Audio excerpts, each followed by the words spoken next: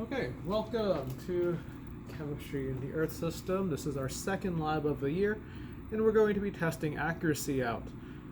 So, to do that, we'll be measuring how many marbles can fit in this jar using two different methods. The first method is going to be called measurement by volume. And to do that, we need to find the volume of something known, and with that, we can find the volume of something unknown. So, first, we got to figure out the volume of these two jars, right? The beaker is pretty straightforward. We just read the measurement. This one has a volume of 140 milliliters. That's fair and fine. There we go. Next up, we got to find the volume of our jar here. And to do that, there are two things we could do. We could either look at the bottom and read the volume out there, but the other way is to fill this with a known amount of liquid. So we know this is 200 This is just 200 milliliters of water. Fill that up. It doesn't fill up quite all the way yet, so I have a little bit extra here. This is 60 milliliters of water.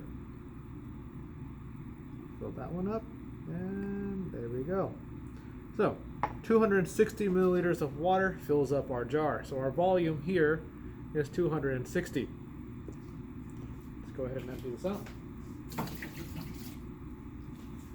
Now what we're going to do is we're going to fill up our smaller beaker with marbles, right? This will let us know the marbles per milliliter. So I'm going to add 10, 20, 30,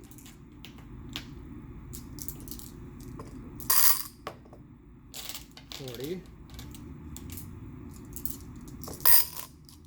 and the 40 about does it. So 40 milliliters in about 140, or 40 marbles in about 140 milliliters worth of space. Divide those two and we'll get our marbles per milliliter number. And using that, we can calculate how many marbles would fit in this jar.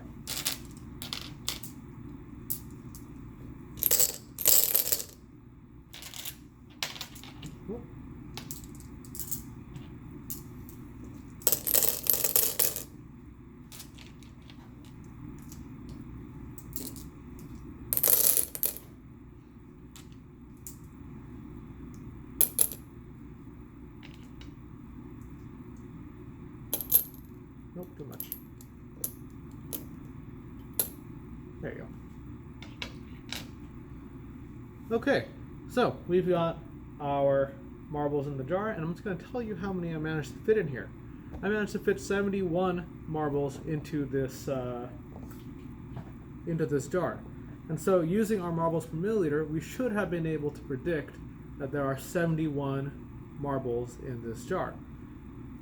Let's see the other method and determine which one is better. So let's empty this guy out.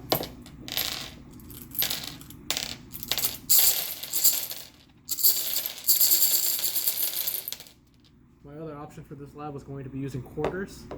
I decided not to do that.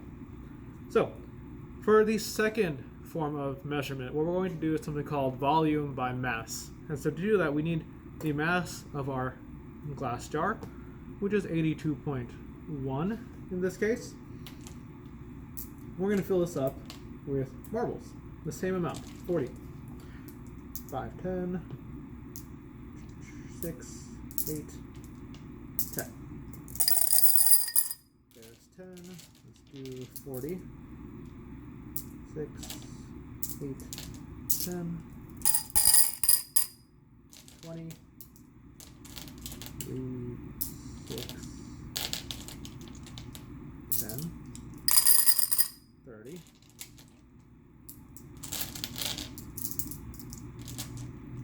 4, 5, 6, 7, 8, 9, 10, 40. And so with 40 marbles inside our jar, we have a mass of 299.8, almost close to the max of the scale for 300. But with that, we can now calculate the mass of a single marble. We could also just do it this way. A single marble weighs about 6 grams. Okay. So what I had to do for this one, we have to measure the mass of an empty jar, 184 point, I think this is 0.6. Yeah. And so what we're going to do is we're going to fill this guy up with these marbles. I've taken the mass of these marbles individually before, and so because we have such limited time, what I'm going to do is I'm going to tell you the mass of this jar as I recorded it with a different scale. The mass of this jar is not error, it is actually 658.1 grams. That's how much this guy weighs.